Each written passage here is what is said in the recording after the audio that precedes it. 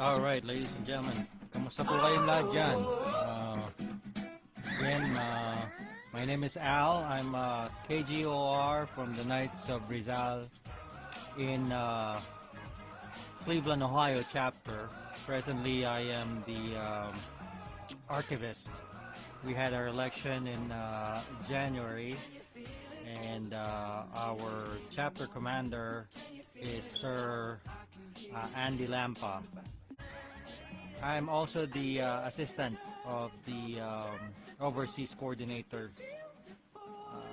Sir Francis Season, KGCR.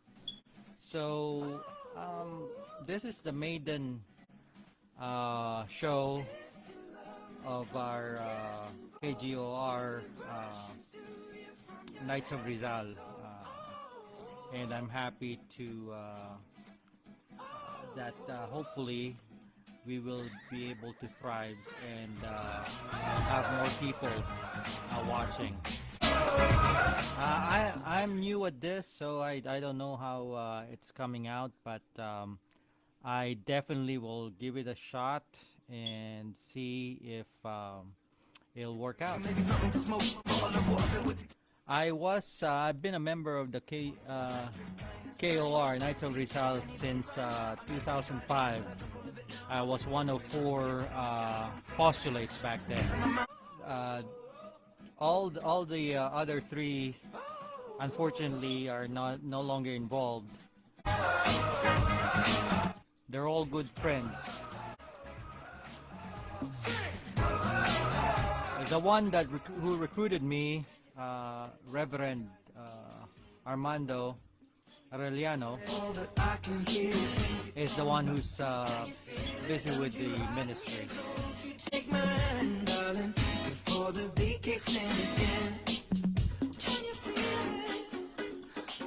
So feel free to make comments and ask me questions. I'll probably be doing this every other week, or however I feel it. Right now I'm doing it at 11 o'clock Eastern Standard Time. It'll be 11 o'clock a.m. in the Philippines.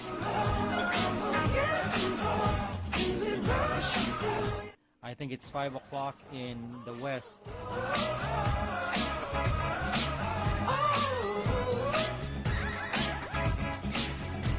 So marami tayong mga kaibigan na inimbitahan ko makinig. Hopefully they'll be able to come in and listen to the vlog.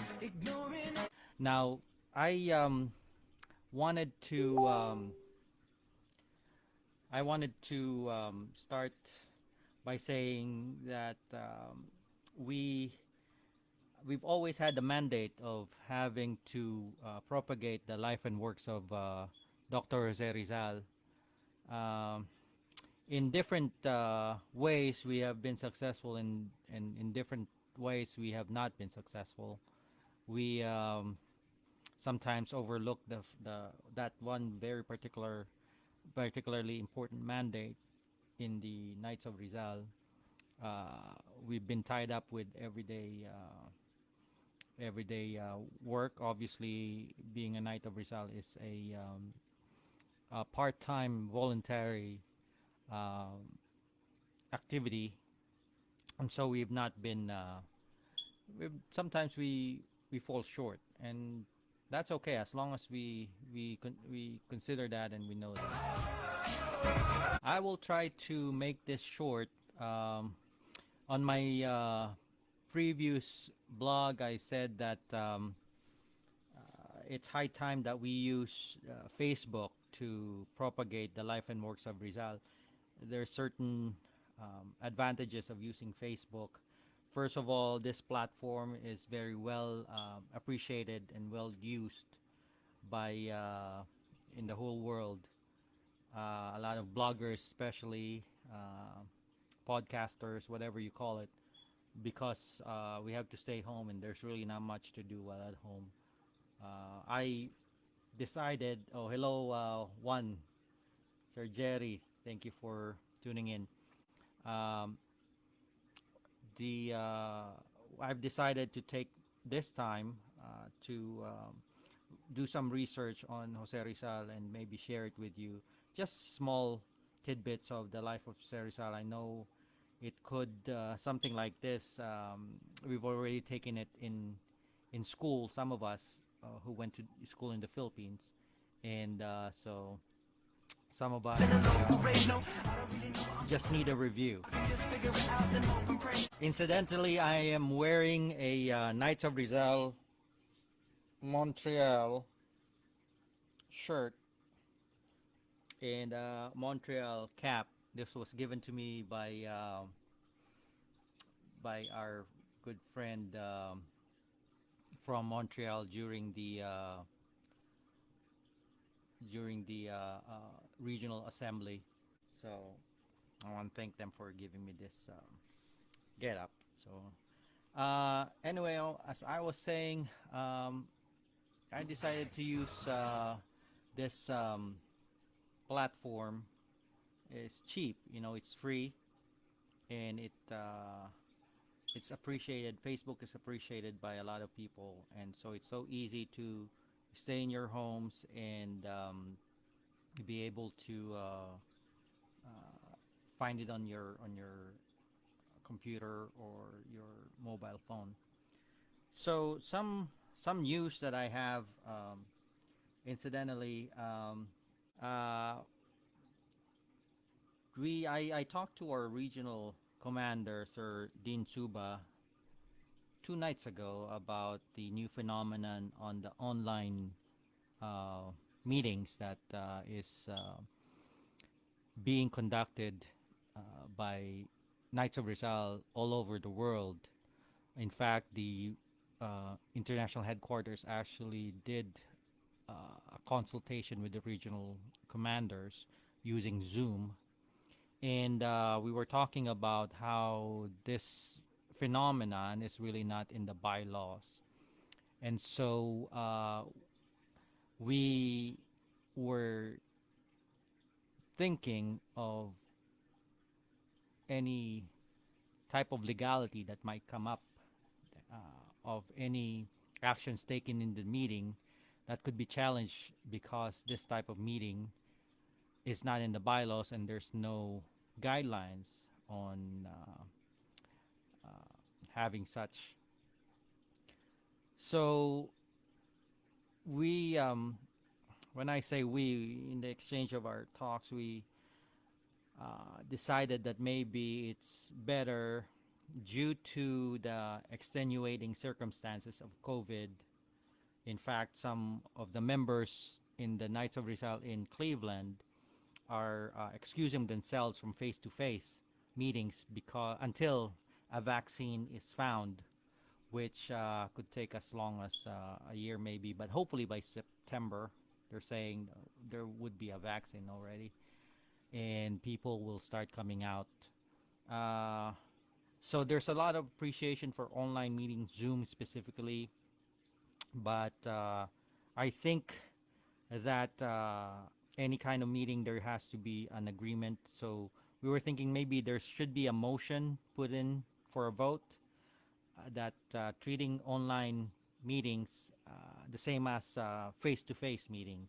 So it's going to be a legal, it's going to be an actual, and it's going to be a formal meeting. Although this time it's going to be using the Zoom or any kind of online platform. I was actually biking this afternoon, and I thought maybe I've we to tell you the truth, the Cleveland chapter already had our Zoom meeting, and that's why we thought about how to make Zoom meeting legal since it's not in the bylaws, and that's how it all started really. We had a meeting, and I don't have a lot of experience with Zoom, but um, I think that there's an opportunity to make the Zoom meeting more effective in in the manner that not everybody will talk at the same time. That's one problem.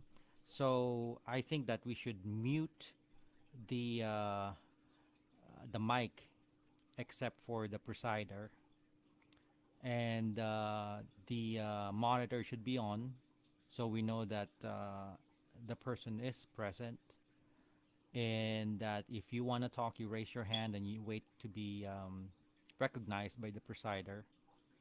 And we will be voting by show of hands or vis a voce. We cannot do write in, obviously, because we're online. Incidentally, I was talking about the regional assembly um, in Montreal last year, or 2 years ago now. I guess it's not a secret anymore. Everybody's talking about it. There's been emails that been shared that the Houston Regional Assembly, the USA um, Regional Assembly, is canceled because of COVID, and that makes sense because you have to make sure that everything's safe first.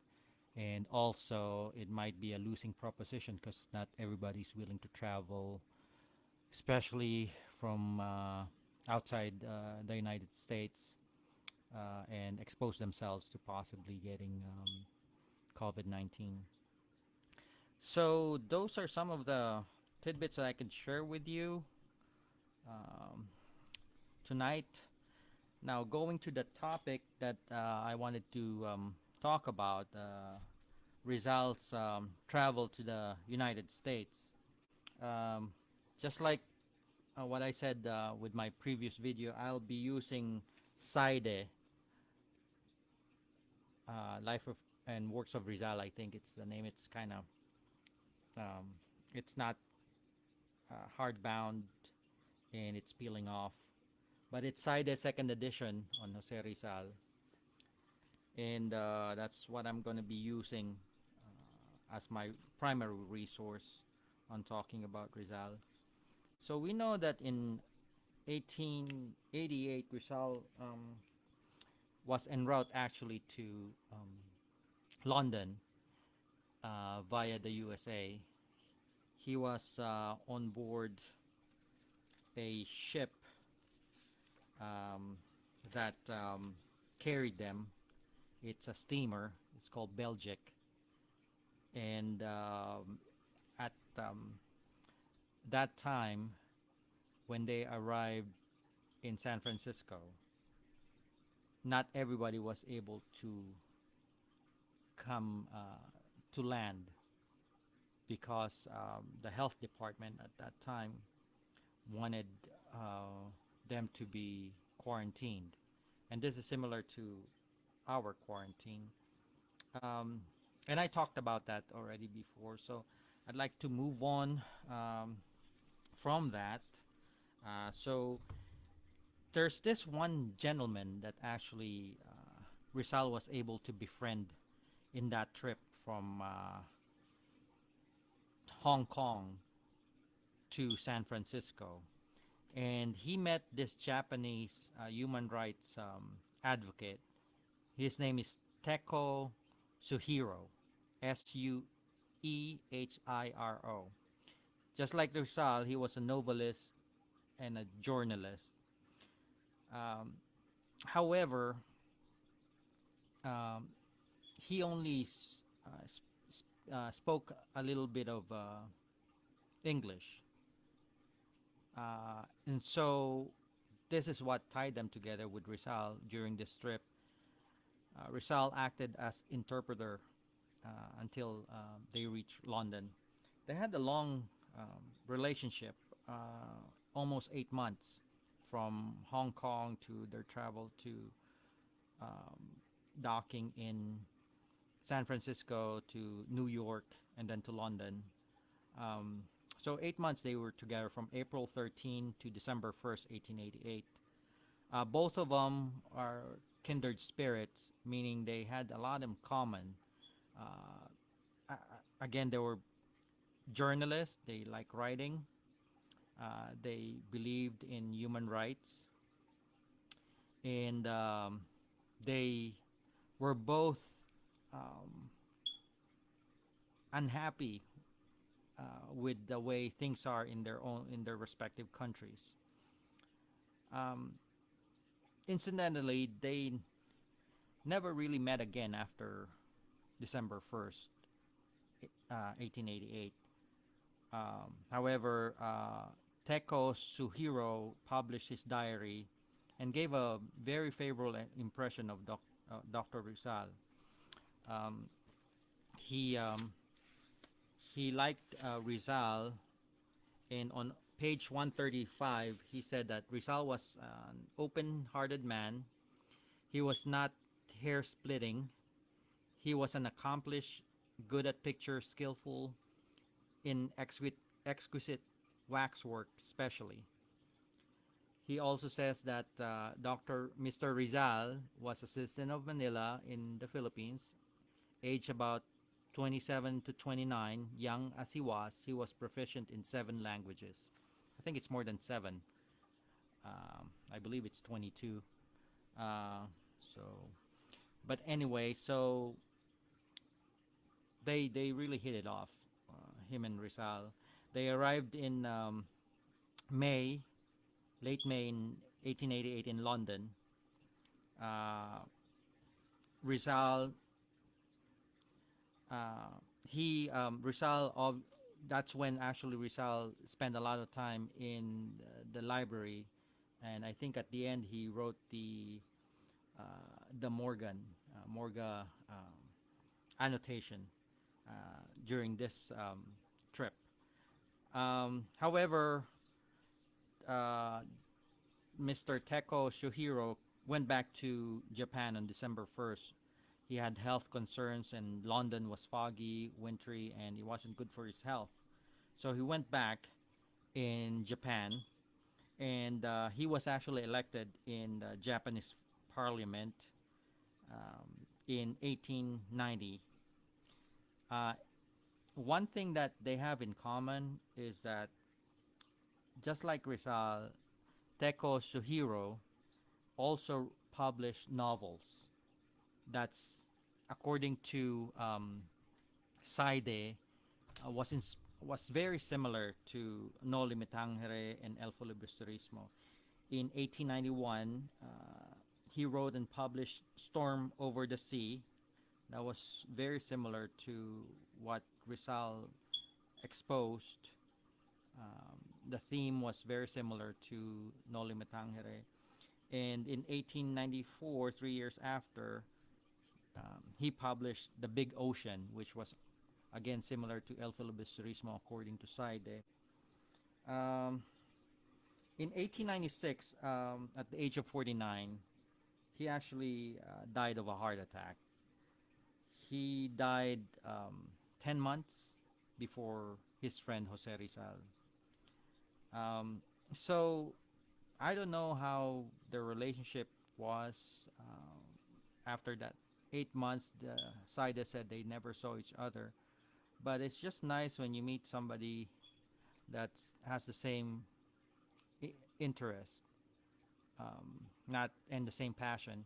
Just like in the Knights of Rizal, we meet people. I know that there's different colors in the Knights of Rizal. There's yellows, there's reds, there's orange. There's also different regions. But what makes us come together is the beauty of Jose Rizal's teaching. So hopefully that's our blog for today about Rizal, how we could meet somebody just by sheer luck and have a relationship with them, long relationship with them, and never see them again. But it stays. I'm sure Mr. Suhiro was inspired by Rizal. He talked really highly of him in his journal, and so just remember in the Knights of Rizal when we meet somebody, make sure we treat them right, and hopefully we'll have a lasting friendship. So, all right. Well, thank you so much for listening, and I hope that you learned something from this. Sorry about that. I hope you learned something. I hope to see you next on our vlog. Uh, Lou said International Supreme Council will like the broadcast about Rizal's life. I hope so. I hope everybody likes it actually, especially both members of Rizal and those who are not members of Rizal, because it's due.